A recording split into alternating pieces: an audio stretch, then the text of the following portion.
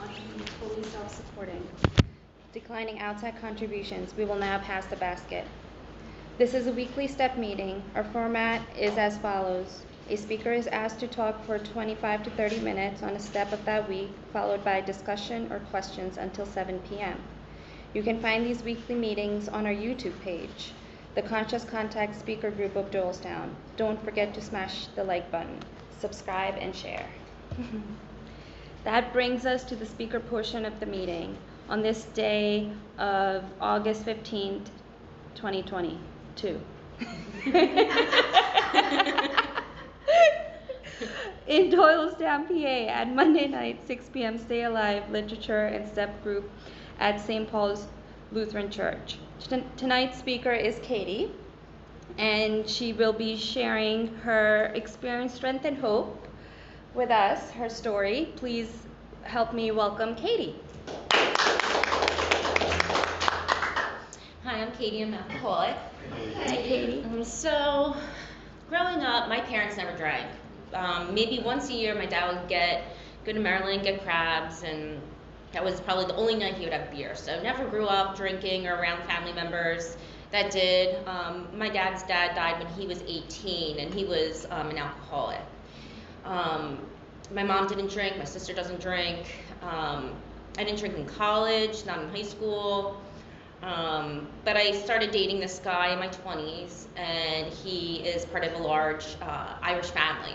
And he was very against the fact that I didn't drink. It wasn't that I didn't want to drink. It was just I hated the taste, so I didn't care about it. But he's like, if you're going to be part of this family, you have to learn how to drink. And I would have drinks every now and then, maybe get drunk. But I never got drunk all the time. Like it was never an issue. We broke up, and it was a really nasty breakup. He was abusive throughout the relationship, held a gun to my head, had to get a PFA against him, and that's when kind of everything started. And then I dated on and off, and I dated younger guys, and it was like 11 o'clock, and everybody's planning to go out to the city, and I was like, this is my bedtime, like you should have told me before. So like, it was ridiculous, and I started to drink with them. And then it really took off when I dated my ex and when Corona started. My work schedule changed. I would have 2 days off and still get paid the 40 hours, and I didn't know that my boyfriend was an alcoholic. And we were bored. We couldn't go out anywhere. You couldn't go out to eat. So we drank.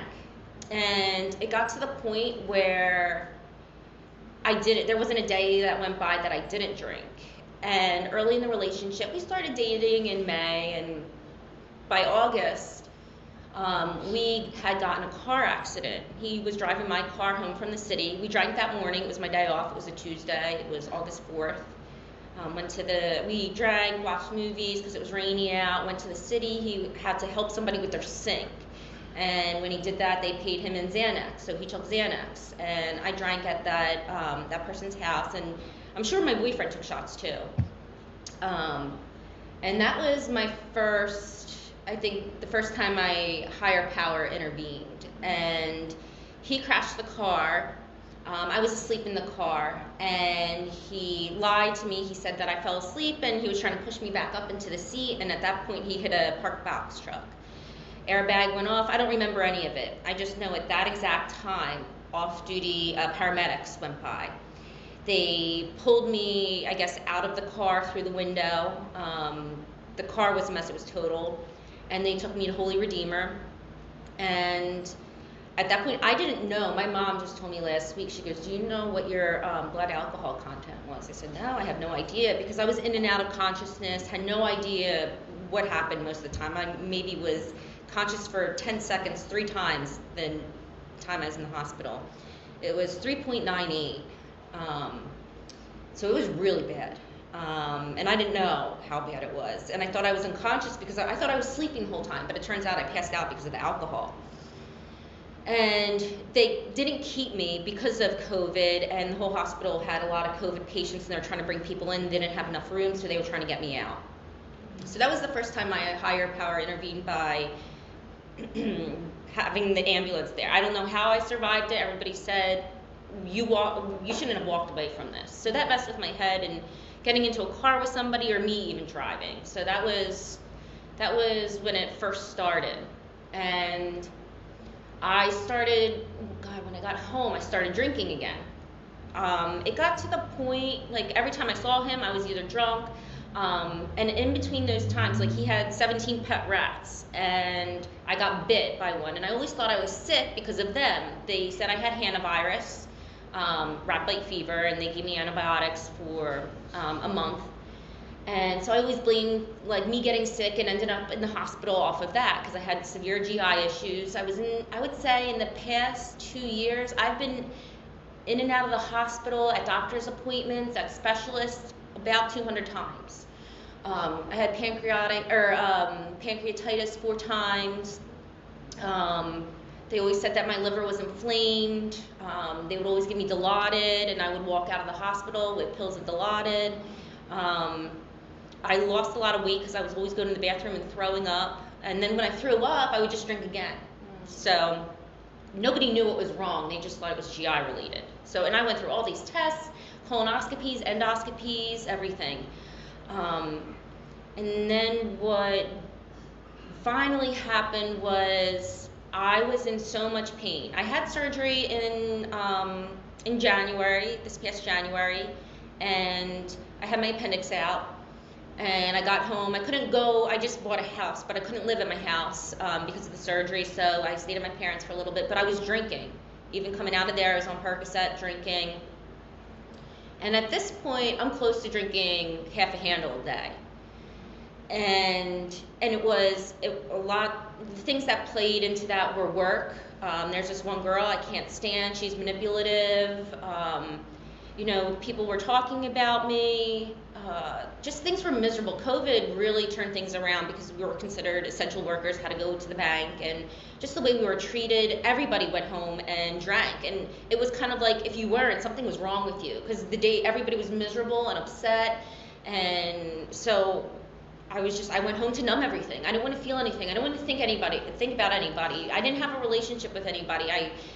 Just my self-confidence was shot. So in order to forget everything, I drank, and nothing bothered me. And I thought I was getting back at everybody. Like, I don't care what you say about me. Like, screw you. Like, I don't care. Like, I'll just drink it away. And I did. And then finally this last time, and people noticed that I was acting different. Never got in trouble, never got caught. I lied to all my doctors. Every single time they're like, usually it's drinking that leads to this, but I always lied about it. I was like, no, I'm not drinking. So finally, my manager, I called her. I had called out on Monday of May. It was May 9th, and I said, hey, I'm not feeling well, and I didn't. I was hungover, and I started drinking at 4 in the morning, and I was like, there's no way I can drive. Like, I don't want to hit somebody. And at that point, I was like, that's just going to make it a bigger issue for me not to drink. So, which is so messed up, but that was my thought process, and I was like, I just don't want to deal with it. So I called out. And overnight, I started like not feeling right, and I was like, oh, it's my pancreas again. And then my manager's like, Katie, I think you should go to the hospital. She was always the one to tell me to go to the hospital, and every time I did, I had to get my appendix out, or it always led to something that I really needed. And I was just in so much pain that I couldn't walk, I couldn't drive, I didn't see straight. Before I knew, I finally was like, because when I want to go to the hospital, usually I put it off, and everybody's like, we should go, and I'm like, no. I wait till the last minute, I'm like, okay, I have to go now. Like, I just can't, I'm in so much pain. So I call my manager, she's like, she actually texted me that morning before I called out. She's like, hey, have you thought about going to the hospital? And I said, you know what, maybe. And she's like, I'll take you. Like, I'll just come from work, I'll take you, drop you off. And I was like, no, I'll be all right. 2 hours later, I'm like, hey, can you pick me up and take me to the hospital? And she's like, I can't right now with what I'm doing. I'm on the teller line, but I'm going to send Seema. So my coworker, Seema, she picked me up. She dropped me off. My mom was right behind her. And they took me in for the usual, the ultrasounds, CAT scans, stuff like that. And on my way back in, my mom was able to catch the doctor. And my mom's like, I suspect her of drinking. She lies about it. And I thought I was getting away with it. And like my drinking was so bad, like when I was living with my parents, they would go to church on Saturday night and I would collect all the bottles and I would hide them in my car, and because I couldn't throw them in the trash can because my mom's always losing her wedding ring or something, so we have to go through the trash. And I'm like, that's the last thing, is that we have to go through the trash to find something she lost, and they see all these bottles, so I'd wake up super early to get to work to throw it in their dumpster. But anyway, back to the hospital, the doctor comes up to me, and I was like, oh, I remember you from the last time I was in the hospital. I had pancreatitis. We have the same name, remember? And she's like, and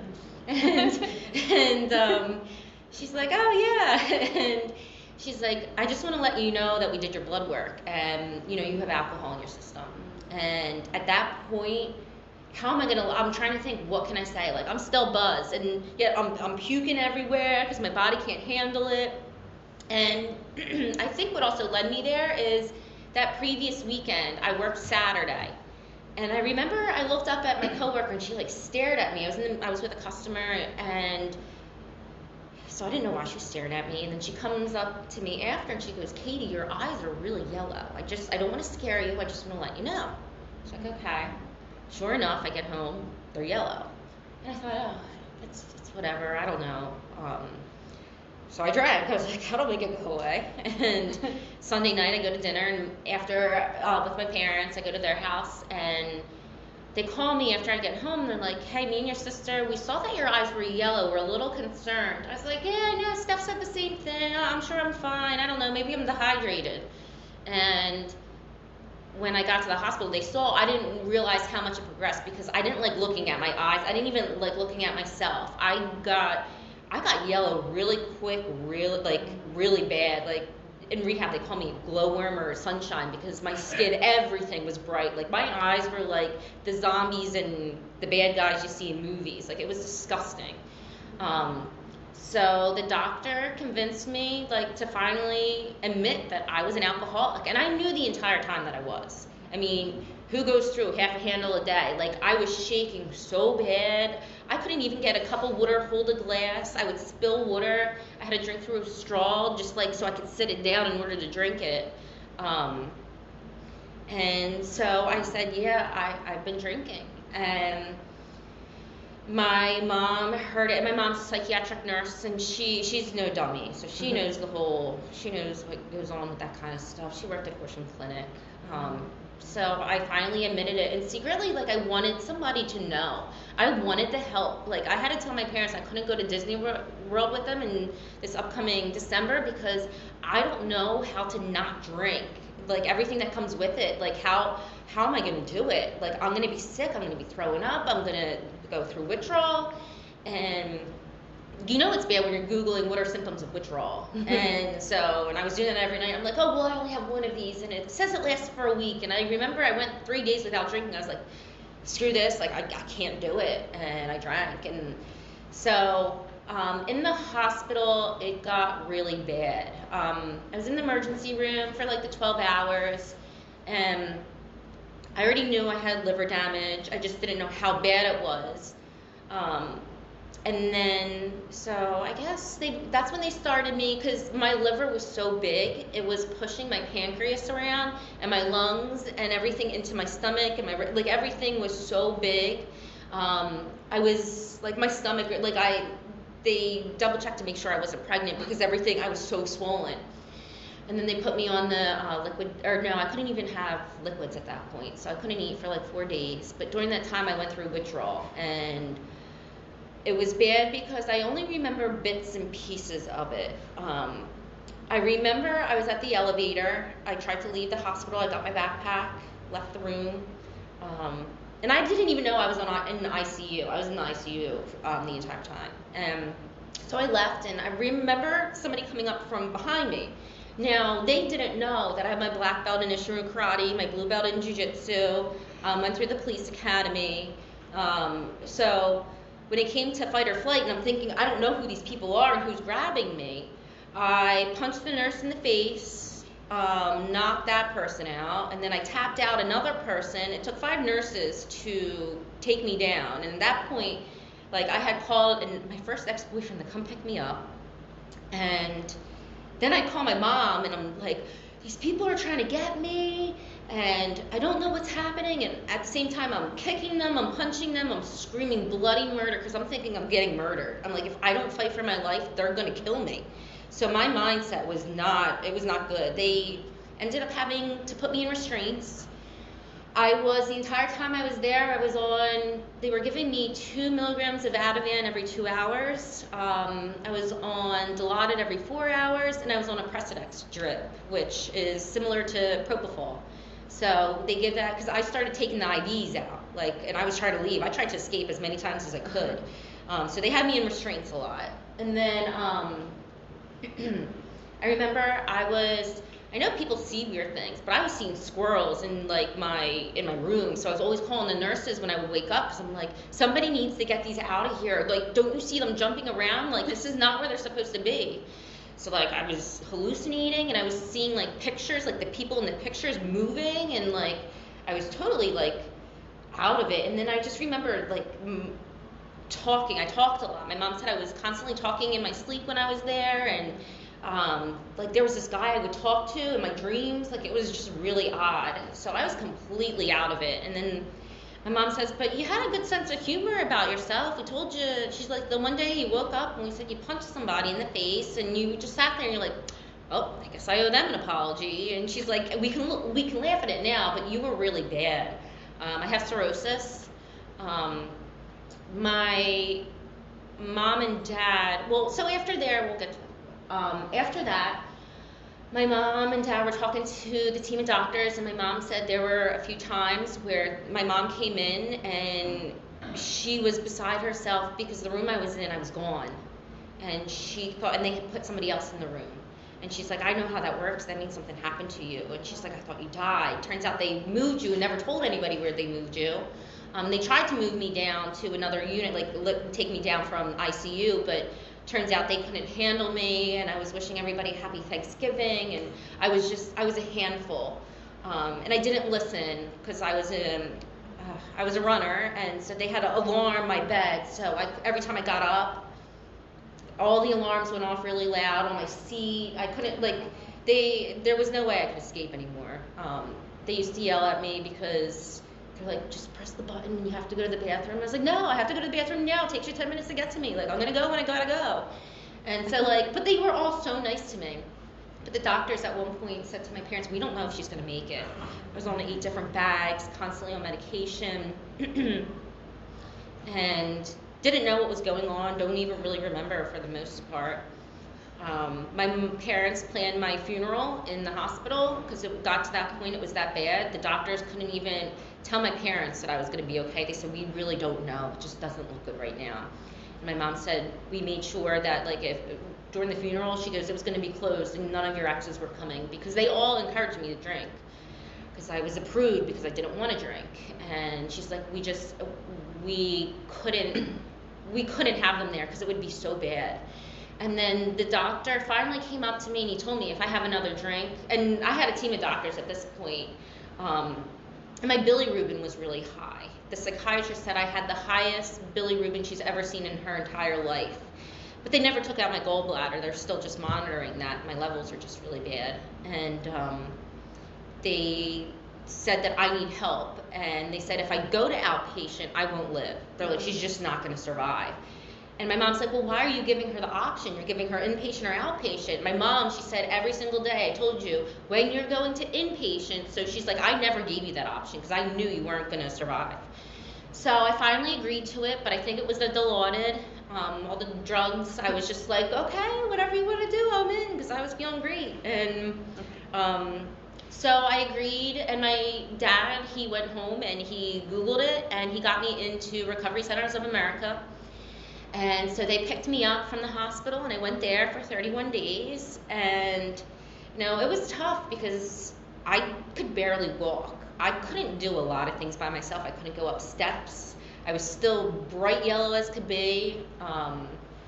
People felt bad for me. They said how sick I was. And, I didn't see myself. I refused to look in the mirror, so I didn't know how bad it was. I just know, I still feel bad. My insides, the doctor said I have a body of an 80-year-old, and I've accepted that because my liver is so bad. And RCA was great. Like, I just embraced it. I mean, it was like going on a vacation. I didn't have to worry about work. My meds were given to me when I needed to. Like, I went to group. I loved it. I made friends. And I really did want to work on myself. Like, I knew I needed this, and they said, you will die. So I don't have a choice. So I was like, okay, well, if I'm going to do it, I'm going to throw myself into it. And it was phenomenal. They actually, because I was going to stay longer, and they're like, because they wanted that, they always want it because of the money and whatever, and I know they want you to do well, but I was like, yeah, I'll stay as long as you want. And then finally they're like, yeah, we can't have you stay because you're doing so well, we can't lie anymore. Like, I know that they tweak things to make it so you can stay and get the help that you need, but they're like, we think it's time for you to do PHP. So I did that. I'm in Doylestown, Peace Valley. Absolutely love it. And in between that time, I went back to see my GI doctor. And this is the first doctor I've seen since the hospital. And I lied to him for 2 years. So finally, and he had my chart already, so he knew. And he goes, I have some good news and bad news. Bad news is you're stage 4 of your liver disease. It's bad. You're in cirrhosis, and you're not going to, you can't recover from that.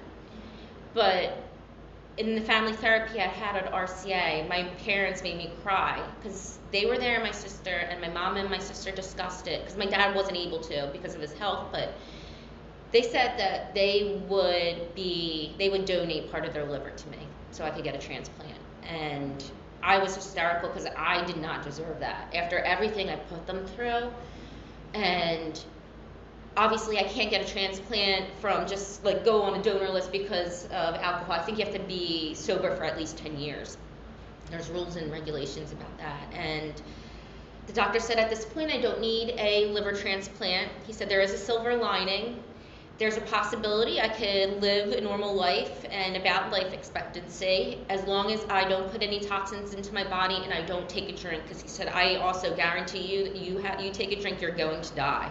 That's how bad you are right now. He's like, it's a miracle you're alive with everything that you did to yourself. But he was so nice about it, and I have to go back constantly to get, it's called a fibro scan to measure how big my liver is because, like you said, my insides are that of an 80-year-old. And I have rough days. I ache a lot. I'm in pain. Things that like I don't have feeling for. I actually started getting my feeling back. I didn't have feeling in my stomach at all, like to the touch. Lost the sensation to like about mid-leg down. Finally, I'm getting some of my sensation back, and I can feel things. I can use the steps without using a railing. That was a huge accomplishment for me. I remember, like, that's what I shared in group the one day, because I was like, you guys won't believe it, like, I got up the stairs without using the railing. Like, that was so exciting for me. And, it's sad, but for me at that point, like, I was like, oh my God, I can do it. And I'm healing a lot faster than people thought. Like, I even went for my first run yesterday. I'm doing really well. I dropped down from PHP to IOP. I have a sponsor. I go to meetings at least 4 a week. I have a very, very strong foundation. I'm not scared to reach out to people. Like, the people in IOP are my rock. Like, somebody's having a bad day, like, everybody's there for them. Like, hey, let's go to a meeting, or they'll text me or send me goofy photos or something to make me laugh, or, I didn't realize how much I need these people. And, I'm scared to go back to work because work's a trigger. There's a liquor store in my shopping center. I was there every day. Could drink in my car. I was drunk during work, after work, all the time before work. So there are a lot of triggers, but I was saying today, I was sharing, I'm in the best place that I can be right now. Like, my mindset, I'm happy. I wake up, I'm not hungover. I appreciate the weather. I can actually walk. I can go to the bathroom by myself. I can go up the stairs. I decided I committed to a marathon next year, 2023, because I want to prove to everybody, that was my lowest low. And, that being an alcoholic, well, I should say being in recovery for me, an alcoholic, that's what I was, but that doesn't define who I am. And I'm not, like, I was not who I am when I drank. And I'm finally getting back to the things that I love. I'm not isolating. I'm going out. My mom's like, Katie, like I have to book you for plans every Saturday or Sunday because you're always doing something now. I'm going out, I'm social, like I can help other people, I can give back. It's just such a great feeling. Like I'm learning things about me, and I'm like, oh, you know what? I have to take a step back because you know what? I'm being manipulative, and that's not who I am anymore. But I can recognize that. I don't say F it anymore. I'm like, you know what? I'm gonna have to deal with this and use all my coping strategies and skills. I have to ask for help, and that's okay to ask for help. And call my sponsor. Like, how do I handle this? And you know, in the beginning, I didn't know what I thought about God or higher power because it was so new to me. And I was just like, well, you know, might as well go with it. They say just try. So I tried, and I had a higher power, and now I pray to God. I find myself saying the third step prayer a lot. That's helped me. I pray to God. I've been saying the sick man's prayer every day for my coworker because she's already started drama, and I don't even know how because I haven't been in work, so I don't know what we need to talk about since I've been out because I haven't been there. So I'm like, but I'm not letting her get to me, and saying these prayers and working my steps, like it works. Like they weren't kidding. Like I thought this was all like a scam. I'm like, I don't know. They're like, I always thought like alcoholics are like Jesus freaks because I'm like, they always talk about God and God this and God fixed them, and like I get it. I get the God part, and like I'm okay with that. It works for me. Higher power, God, whatever you want to believe in, like for me it works, and I find myself praying. And like yesterday when I went for my run, usually I started off saying like, F you, Steph. I'm thinking that in my head, like, I hate you, like all these nasty things. But it was so funny. By the middle of the run, I'm saying, I pray for you, Steph. And I'm like, I never in a million years would have said, I thought that I would even say, I pray for you, Steph. So like, being an alcoholic has changed me for the better. I don't regret a single thing. I would do it over in a heartbeat because I'm so much better, and then I'm a better person than who I was, even when I was sober before drinking. Like I've learned so much about myself, about others, and how to handle situations, just everyday coping skills, strategies, and you know, I'm happy. And the things that I thought made me a failure, like I'm not married, I don't have a boyfriend, I don't have kids, all the things I wanted, I thought I was a failure, and I drank to that, and I'm like, you know what, my time will come. Like whatever God's plan is, it'll happen. And you know, I can't worry about that right now. I have to worry about just bettering myself. And it's so weird to be in such a good place. It's just, and I share with everybody at work because I've always been scared of the stigma, because I'm like, what are people going to think about me? Like, is work going to even trust me? Because I work with a lot of money. I carry in my hands $200,000 a day, and it's just like, are they going to trust me to count the money or send $1 million wire transfers? Are they going to, like, what are people going to think? And I called people and I told them, and none of them even like asked questions. Only one person asked, like, how much were you drinking?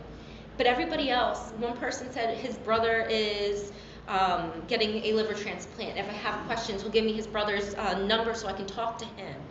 Everybody was like, Katie, thank God. Like, we were worried about you. We knew something was wrong. We didn't know what it was, but we're so happy that you're in a good place. We love you. We care about you. Like, they're like, it sounds awful. We probably wouldn't say that about everybody else in this branch, but for you, like, we care about you because you love us and you take care of us, and, you know, you're a good person. And just to hear that and not feel any shame or guilt, like, I questioned that for so long. I'm like, this is a secret I have to live with. But now I think of it as, if I share this with you, you're lucky. You're so lucky that I'm sharing like this part of me, and that I want to tell you that I'm an alcoholic, because, you know, it was the worst time in my life, but also the best time in my life. And for me to share that, you're just, you know, I just think that's cool.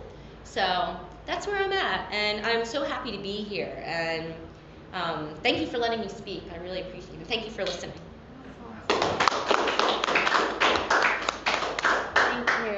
Thank you, Katie. Please limit your sharing to 3 minutes. Please keep your shares related to the step or story. If you feel like drinking, or if you've had a drink today, please see me or speak to someone after the meeting. We ask that you please refrain from the use of profanity. We are in a church and on a spiritual journey. And now, this is your meeting.